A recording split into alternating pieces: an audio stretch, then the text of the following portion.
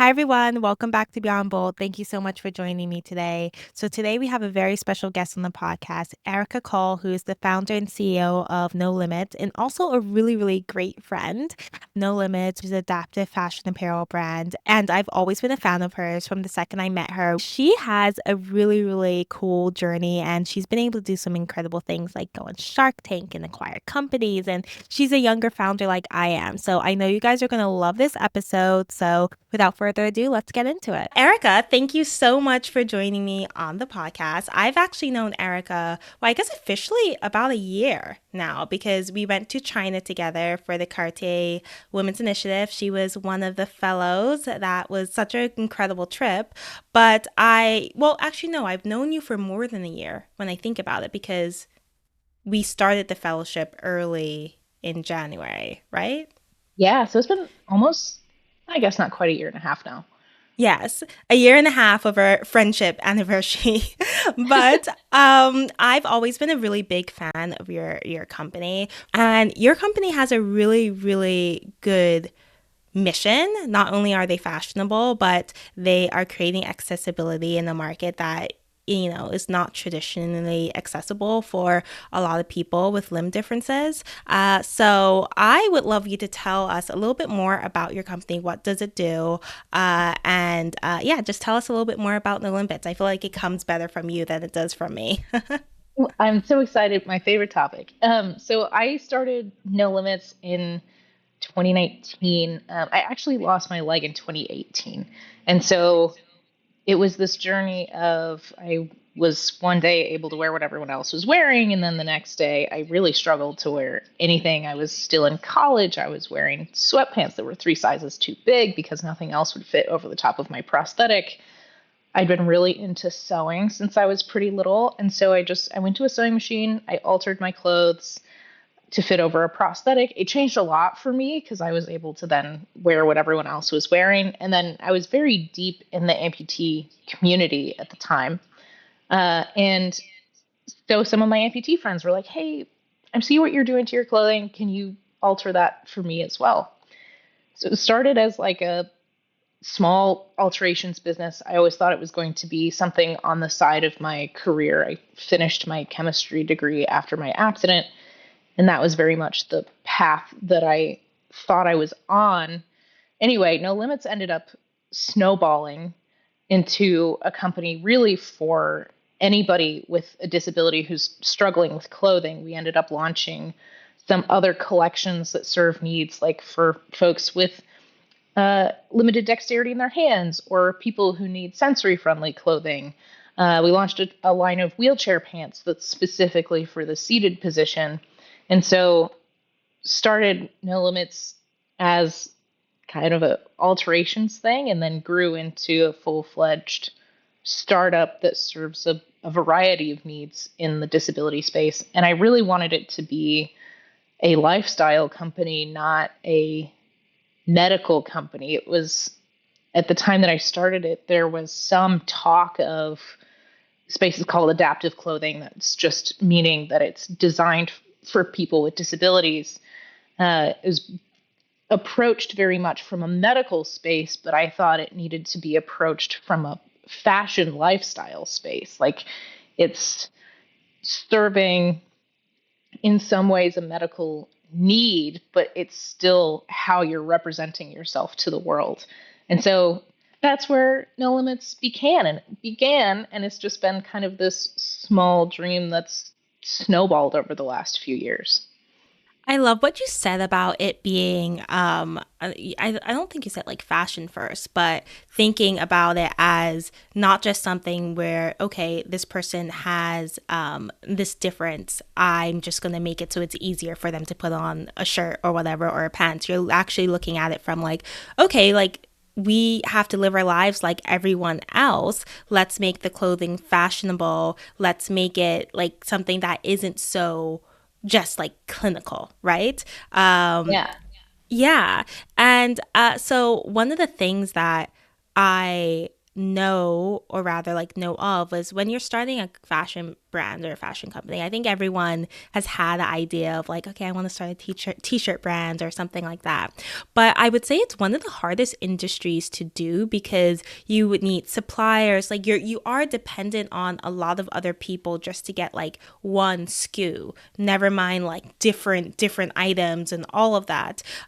So it sounds like you started in alterations and then moved into taking on like actual collections. Could you tell me about that process?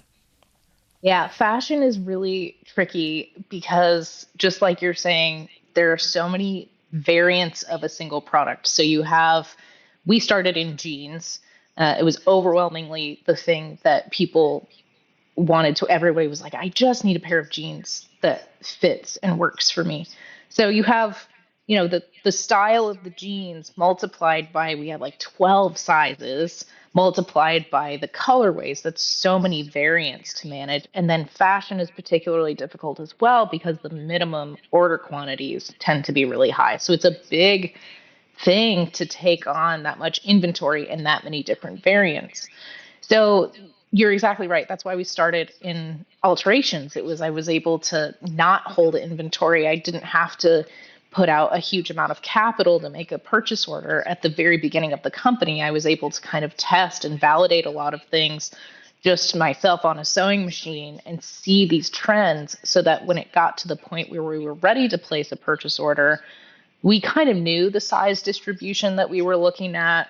We could predict a little bit better what sizes were going to sell, what the exactly the zipper length needed to be on our inseam zippers. A lot of those things were tested. We were taking less risk. Um, we ended up, the thing that really got us started was launching a Kickstarter. And I just really can't recommend it enough for people who have physical products who are looking to launch and kind of bridge that gap between idea and maybe early stage prototype and actually holding inventory and bringing inventory in, because it let us pull the cash forward to be able to make that purchase order, but also allowed us to test a lot of things that we wouldn't have been able to test without building out a lot of infrastructure. So So you mentioned you had started a Kickstarter, which I think is so cool. You see it a lot, and I feel like for a lot of entrepreneurs or people who are starting their company, they're like, that's successful for other people, but it might not be successful for me. It definitely has like that type of, like feeling towards it, but you were actually able to do it successfully. So tell me a little bit more about your decision to do a Kickstarter versus going, traditional VC route or maybe taking out a big loan. yeah, that's a great question. A lot went into a Kickstarter is so much work, and I think there's a lot of kind of mystery surrounding Kickstarter. And you Mm-hmm. look at the platform and you see people that are going like bonkers, doing hundreds of thousands of dollars in sales on Kickstarters, and then you see people that are really struggling to gain traction on the platform. And so you kind of have to understand how the platform works and what it rewards. And I can get into that if that's of interest. But for us, it was really just this gap between I knew I wanted to place a purchase order, but I didn't have the capital to place that order. And I also didn't have enough traction with the alterations to really show investors or go out and get a loan against this idea that I had, because they were like, well, you're doing well with the alterations business, but that doesn't necessarily mean that someone's just going to purchase your product. And so we used the Kickstarter for a few reasons. It did a few things for us. One, like I talked, it pulled the cash forward when people weren't expecting to receive that product for like 6 months afterwards. And so we were able to use the cash up front to place the purchase order for product that we had already sold. So that's kind of the most obvious benefit of Kickstarter. The other thing it did was it let us test a lot of things. So we tested marketing, we tested messaging, and it's easier to get people onto a Kickstarter platform because there's kind of a time sensitivity, urgency around it because the campaign's only open for 30 days. Uh, and so we were able to build out a much lighter weight infrastructure and pull customers to that versus building out a whole e-commerce site and launching. Could you tell me a little bit more about like the infrastructure that you built because as you said, you were doing alterations, but you didn't have enough money to place that initial order, right? And sorry, do you have a co-founder or are you a solo founder? I'm a solo founder. Oh my gosh, like me. I didn't know Yeah. that. How did I not know that? How did I not know that? Anyway, that's cool. Because not that I don't think being a co-founder is cool. I think having a co-founder is cool too. But I think there's another level of like I mean, anxiety is not the word. Um, I maybe anxiety is the word. Yeah, Like, I mean, yeah, it all falls on you then. yes, It's a it it's a does. lonelier journey. Pros and cons. It's a lonelier Yeah. journey for sure though. Absolutely. So I imagine at this time you didn't also have employees as well, too, right? Right. Yeah, it was just me.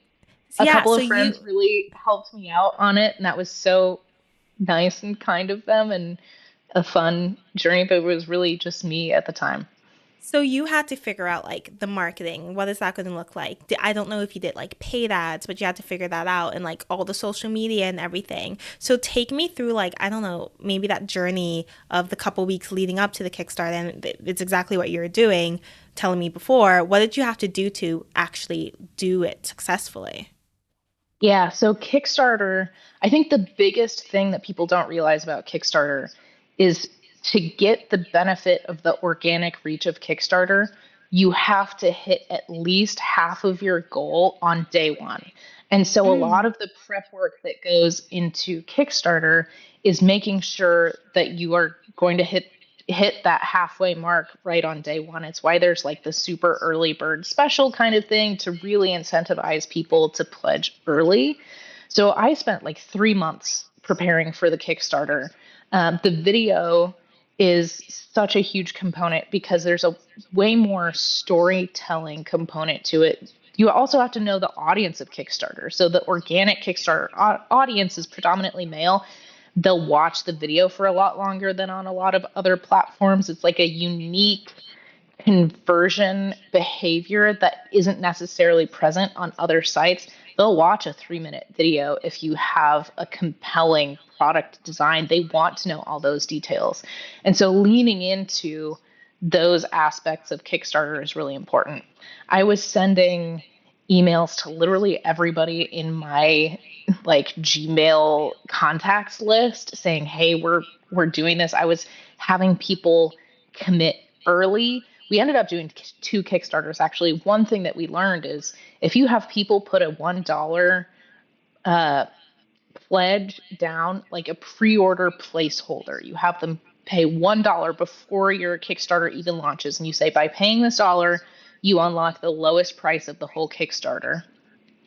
Those folks are like 3 times more likely to convert once the actual campaign launches. So it's all about driving everyone that Yeah. you know to that page on day one. The other thing I like about Kickstarter is like I think a lot of entrepreneurs don't realize how many people are actually in their network rooting for them and Hmm. they don't know how to help you. And so launching a Kickstarter lets you activate the network that you already have in a way that makes it super easy for them to see, oh, if I, pledge $25 to this Kickstarter campaign, that's a way that I can help Erica and help her company grow. It's such a huge way to kind of grow your network and community around your company, even if they aren't necessarily the most relevant customers or business advisors or whatever it may be. It lets the people who are rooting for you help. And so And that's I why I think it's would, such a great tool. yeah, I would assume that it's also a way for I think when starting a company, it's kind of awkward to tell people to buy your product around you. But like when it's a Kickstarter, it's kind of like, okay, I'm doing this thing, support me, rather than like give me $10 for my business. Even though like either one is fine, but it makes it a little less awkward. It makes people feel like we're all in this together. And your company has such an incredible mission that's probably one of the reasons why it did so well because people resonated with it rather than just like, buy this hat. It's like buy this. It's has a purpose and then it's like really cool and fashionable and it's functional as well too. And I heard you mention that like you started this company in what 2019, 2018. Yeah, really. So I formed the company in 2020, kind of had that initial idea in 2019. Yeah. And so, and you were studying science in university, right? Did I make that up? Yeah. Yep. Yeah. So, did you have a job like a like adult job prior to starting the company? I did. I took a semester and I worked at Los Alamos National Lab for a semester, which was it's so funny looking back on it because it's the exact opposite of what my job is now. Like Yeah.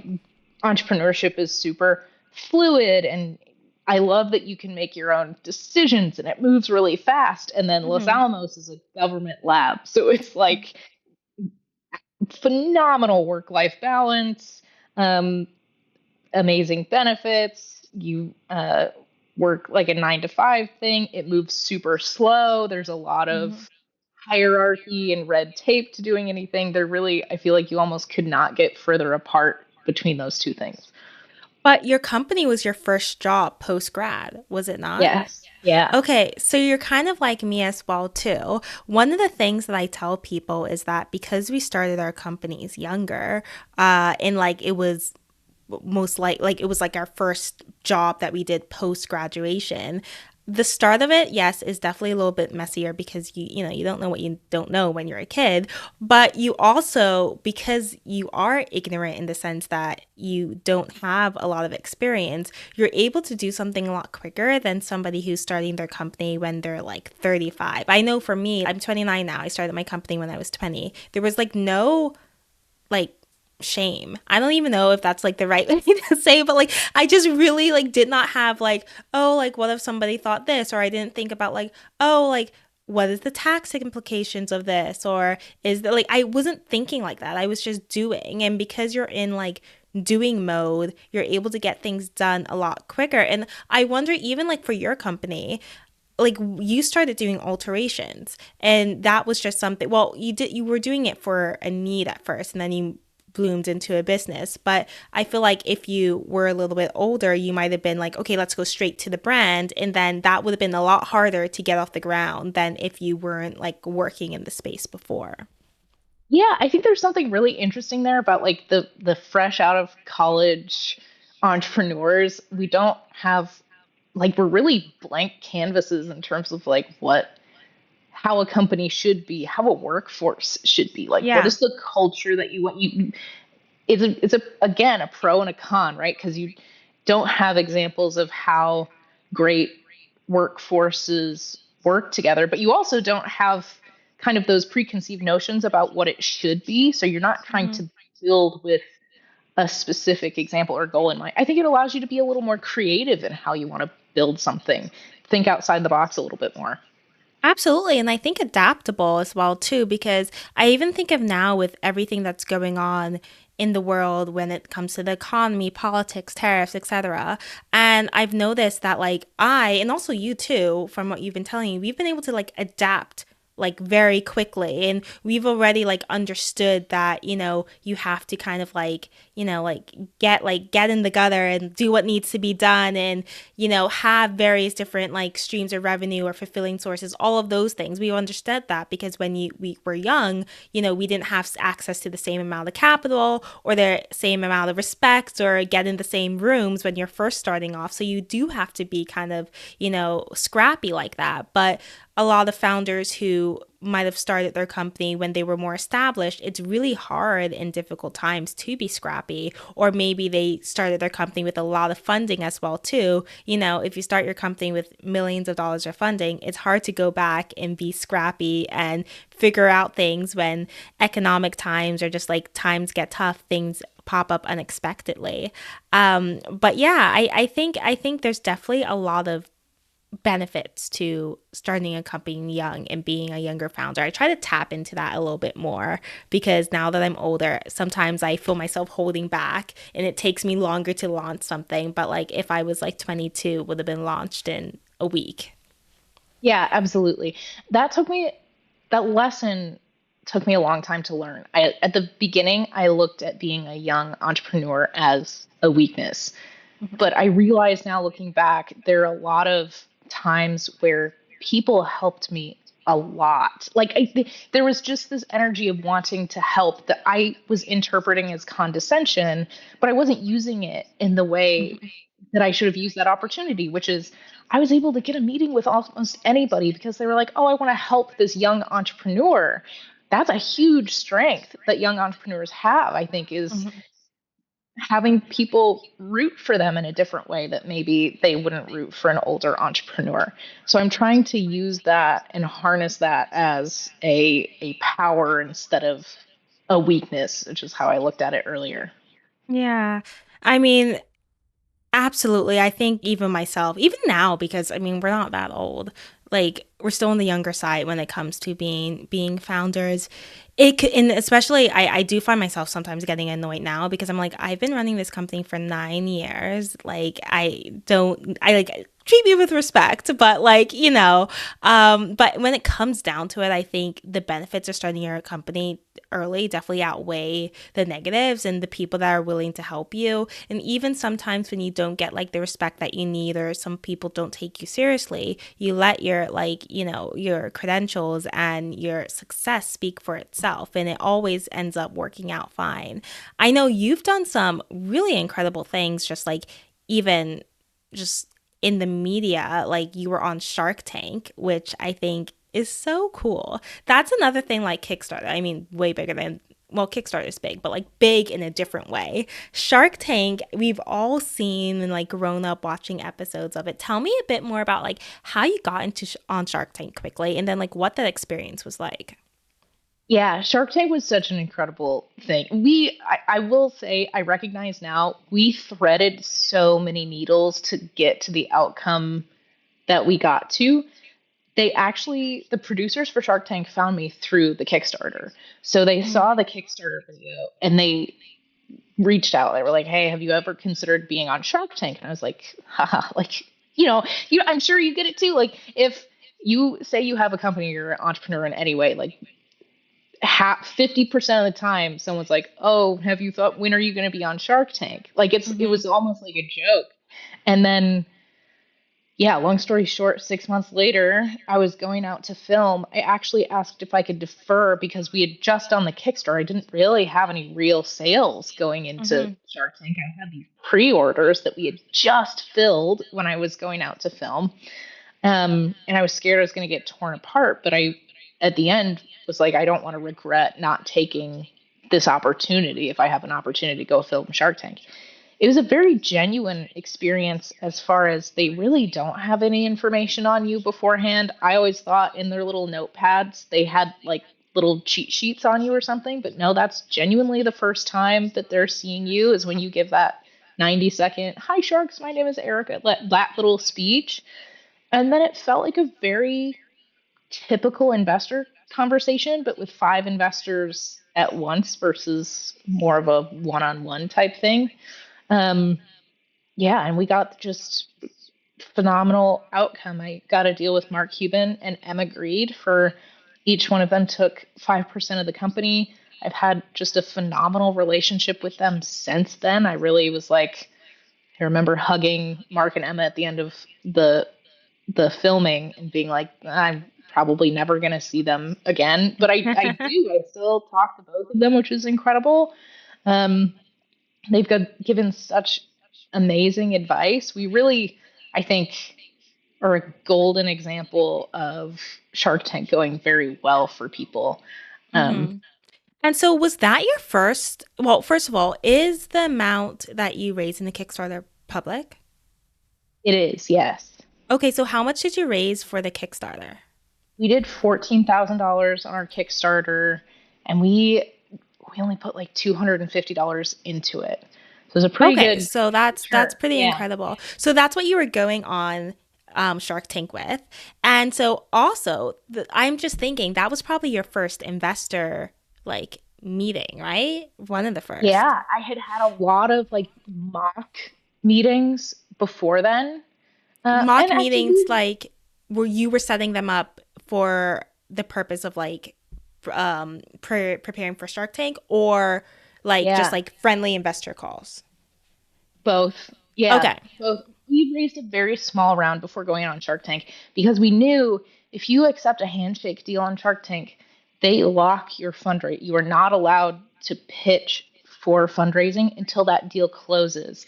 And that deal took 6 months to close. So you're like, we Okay. need to get some capital in before we go film Shark Tank in case we get this handshake deal. So we raised a couple 100,000 right before going on Shark Tank. So I had those experiences, but then I did a ton of mock investor pitches. I wrote down, I have a spreadsheet of like every single question that's ever been asked on Shark Tank, and I made Oh sure my that I could gosh. answer each one of those like on autopilot, which was great because that's pretty much what ended up What they happening. I asked you. was so nervous. I like don't even remember filming, to be honest. I just remember kind of getting in the golf cart on the Sony studio lot afterwards and looking at the producer like, did that just happen? Wait, so tell me more about like your relationship with Emma and Mark, or rather, I mean, we don't have so much. I don't want to make this too long. I'm sure you could tell me so much about them, but what is like a really good piece of advice one of them has given you about like from your about your company? Oh man, Emma was has just been like a wealth of information in terms of getting into retail because she's really Hmm. good at it with Good American. She gave us a lot of product advice as well, but she was like, "Hey, you need to create kind of full outfit collections in order to attract retailers so they can carry your assortment." And so she was really the reason in following her advice on that that we were able to go after and get into some retailers. And then Mark, he just sees so many companies. Like it's he's able to take what's happening across his portfolio and kind of summarize it in a way and see these patterns of like this is what's happening in the macroeconomic level and this is how I see it affecting your startup specifically. He's so good at that because he's just seen so many companies. That's been incredibly valuable, especially like right now in this tariff situation. Like Yeah. I he's got an incredible like portfolio manager. His name is John.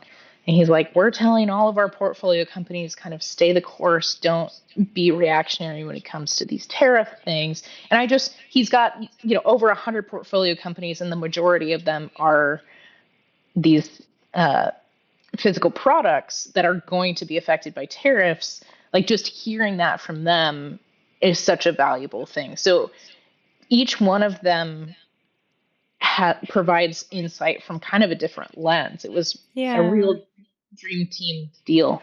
I think something that a lot of founders underestimate is the fact that it's really helpful when you have investors who have run companies like Emma. I think I hope more people realize this, but I think you hear a lot about like Skims and like some of the other Kardashian companies. Good American, you is so successful, like crazy, crazy successful. And Emma is like the brains behind that, and she's done like a really incredible job with that company. So having somebody like her in your corner, when she gives you advice, she's not just like theorizing. She's actually being like, we did this last month and this is what worked. Maybe you should do it, which is something that a lot of entrepreneurs, especially like founders who are even VC backed, don't get. Yeah, 100%. I want to switch gears a little bit because I wanted to ask you about this, but it has to do with the acquisition. So you recently acquired a company. Tell me just like a little bit quickly about like how that happened and the decision doing it, because your company is not like it's been around for 15 years or whatever when people start to like think about like, okay, let's acquire another company in the more traditional sense where you're relatively new. So the thought about acquiring companies so early, how did that work out, and what was the thought process behind that? Yeah, to be honest, I kind of stumbled into it. Mhm. So the company that we acquired had been running for 47 years. The original founders were still there, so we ended up acquiring the company from the original founders. They were 76. They were kind of looking to retire. Business was changing, and they were saying, being honest with themselves and like, hey, we don't really want to keep changing the business. It's time to pass it off to someone else. The company that we acquired is called Buck and Buck.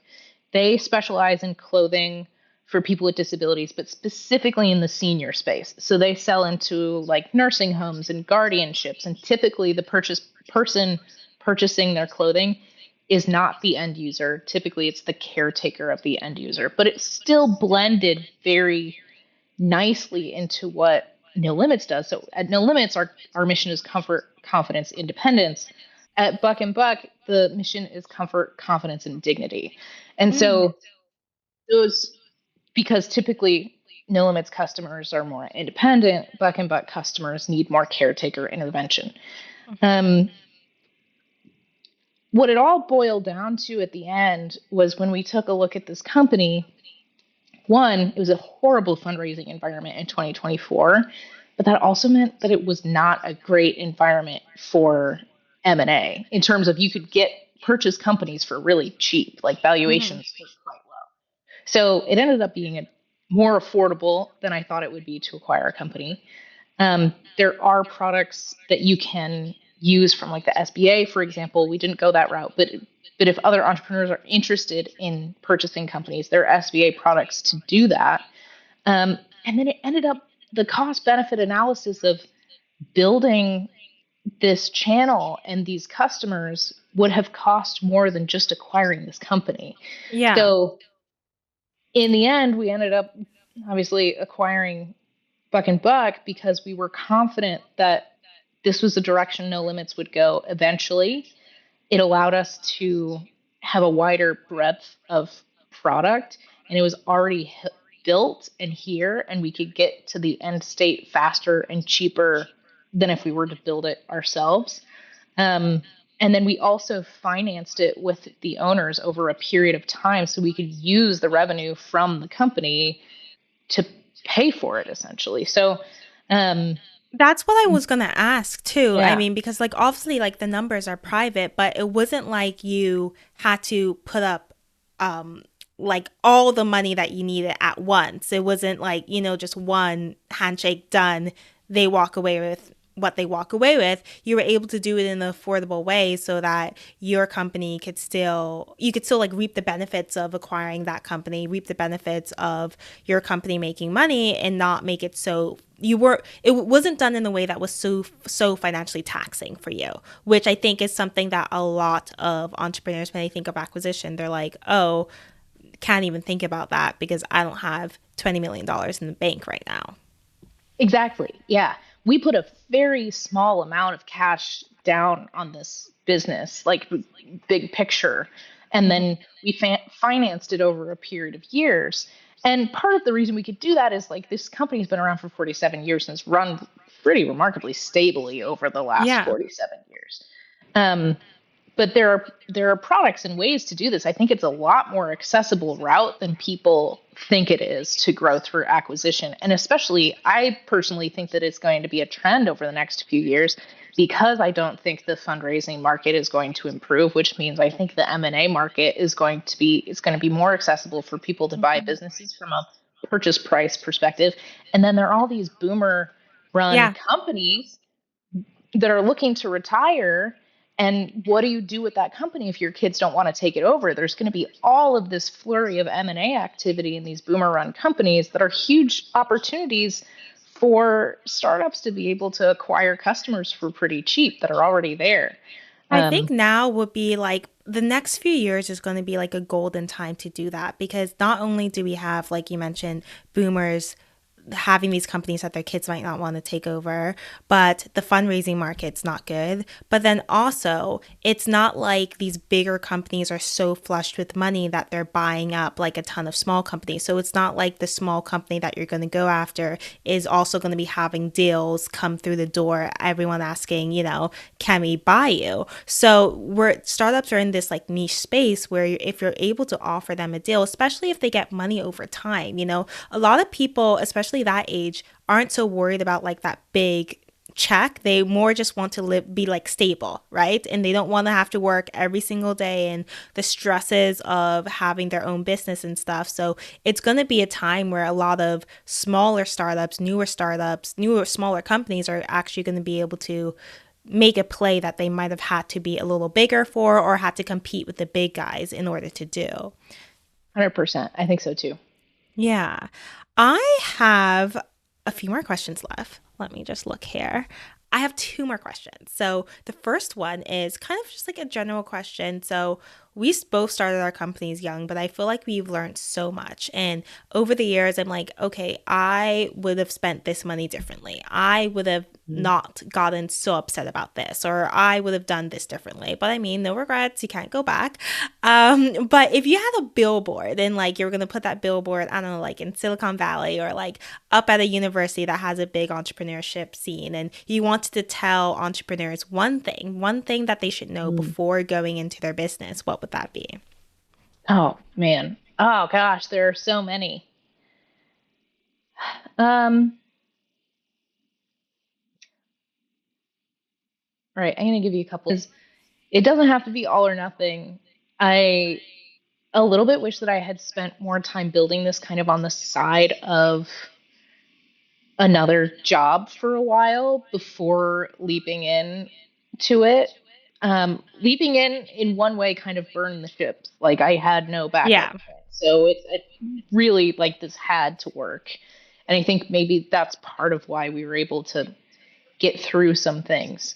But also, like it's very mentally taxing when it's your personal financial security is so tied to this very young business. It's Hmm. double the stress. And the first few years of like, even up till like last year, that was kind of the reality. And so I think I would have liked to, if I were to do it again, be a little bit more prepared for that going into entrepreneurship. I think I would have tried to have a little bit, maybe more of a nest egg going in. Um, the other thing is I held myself back way more than I should have in terms of I thought that you had to have a business background in order to make a company succeed, which is just so not the case. I just don't think that these are lessons that you can learn in a classroom. Like some stuff you just have to learn through doing, but it was that lack of confidence that was holding me back. And like people can see that more Hmm. so than the actual lack of business knowledge was holding me back.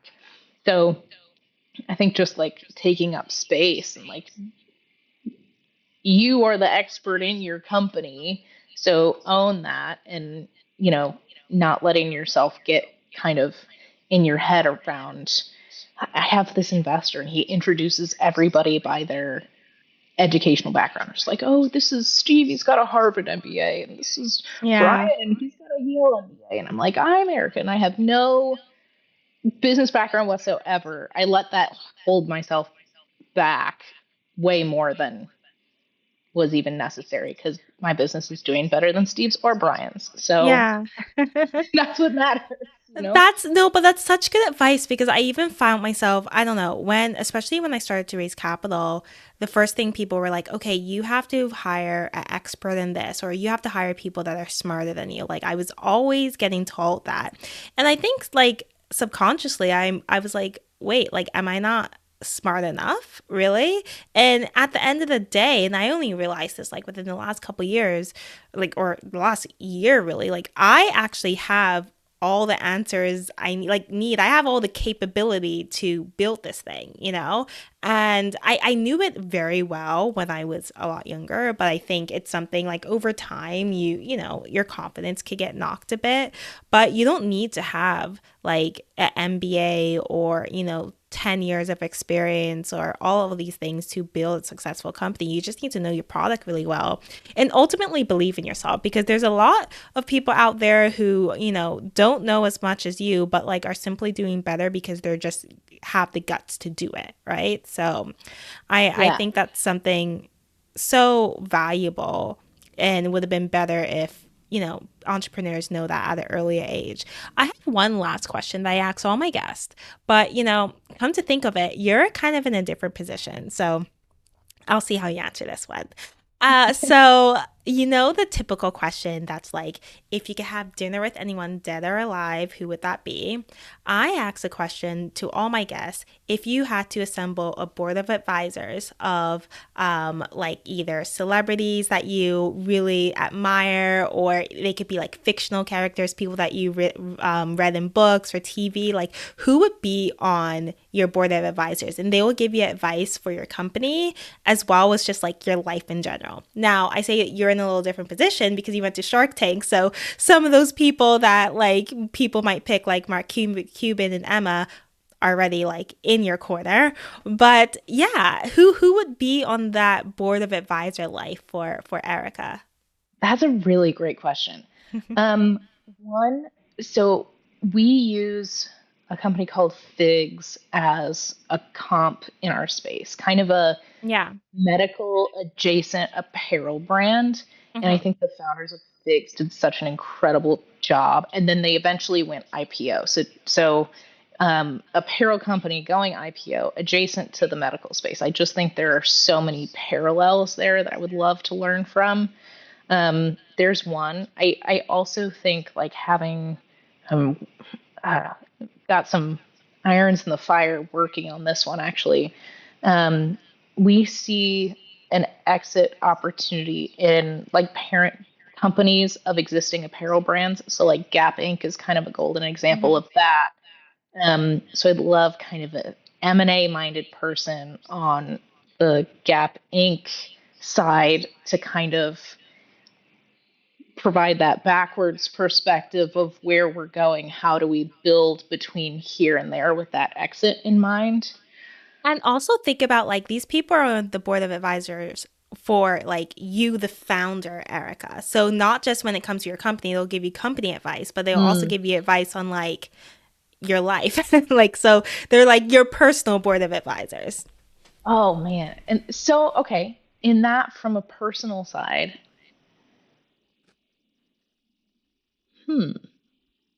that's a good question.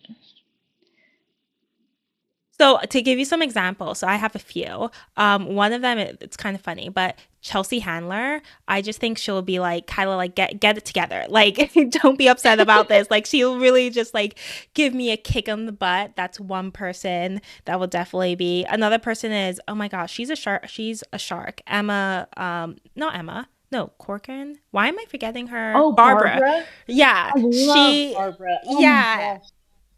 and she like I don't know like grew in an industry where there were like not a lot of women, and like she I think she will just be incredible too. So that's like two um that I could Man, like I think don't of. want to steal Barbara from you, but Barbara's a really good one. Because I really like the story of her having like she had a number in mind for her exit and she got an Hmm. offer and then she was and it was oh man, maybe we should look up the story. But she had a number in mind and it was like because it was higher than the valuation of her like ex-husband's Yes. valuation. And then she got it and I love that and she seems very like down to earth and stuff. Oh, let me find her name. Um who I think would be a really good advisor. The what's the founder of Spanx? Oh, Sarah Blake. Yes, Sarah Blakely. Yes, I think she's Sarah cool. Blakely would be an incredible advisor because she really also has a very grassroots Hmm. like I think a lot of the challenge I have with a lot of the entrepreneurs that we have as examples is that a lot of the famous entrepreneurs started with a decent amount of money. And like turning a Yes. decent amount of money into a larger amount of money is not the same as starting with nothing and turning it into a Hmm. lot of money. And Sarah Blakely, I think, is a really good Really example good. of yeah, starting Yeah. really from nothing and I would building something. I would also say that like there's a lot of advice out there from either like influencers who started their own company. So like they're either starting it with fame, like with the audience, or people who had money and started their own companies. And unfortunately, it's really hard to get good advice from that because you're just at a really different position. Same how it's hard for somebody who started, it's raised $20 million within the first year or so of their company starting to give advice to somebody who even has raised like $5 million. Like that's just like a different stratosphere that they're in. So yeah, I always like to learn from, I mean, I like to learn from everyone, but like especially those who started without necessarily like having the background in their space and like not having like, a massive trust fund. The advice you get from them is really really golden. But I think your board of advisors sounds great. Yeah, and it's not too far. You're not too far from actually assembling one like that. So Yeah, that's that's the goal. I think that's the other thing that I've learned as part of this is like I have been very pleasantly surprised at how accessible some people are. Like Mhm. just send the email. I Yes. emailed I went on a podcast with I had this opportunity to be on the podcast with John Furner, who is the CEO of Walmart US. And he gave me his email. And like I sat on that email for a long time. And then I was going to Bentonville and I was like, you know what? Screw it. I'm gonna see what happens. And I was like, hey John, I'm just gonna be in the area. Was wondering if you'd wanna meet up. I was like, this is what a real CEO would do. Yeah. And I got a meeting with it. And I was like, Yes. like just send the email, I think is the other like piece of advice that I would give. It's like the people who you're like dreaming of and want to meet, Mhm. like the worst that can happen is they ignore you or say no. But I've been really surprised at some of the rooms that I've been able to get in just by asking. Yeah, and you'll be surprised with how many people don't ask. So typically you're thinking, oh my gosh, they're getting inundated with so much, whatever. No, they're not. Like, put yourself out there, ask, and ask like a boss, like you did. And typically it works out. But Erica, I'm going to let you go because I've been talking to you for a while. But thank you so much for joining me on the podcast. If people want to find and learn more about your company and you, where should they look? Yeah, you can go on no-limits.com, but it's spelled no-limbits.com because I'm an amputee. Mhm. You can find us on Facebook, Instagram, connect with me on LinkedIn. Uh, yeah, reach out. I'd love to talk to you. Awesome. Well, thank you so much for joining us today. Thank you. This was so fun.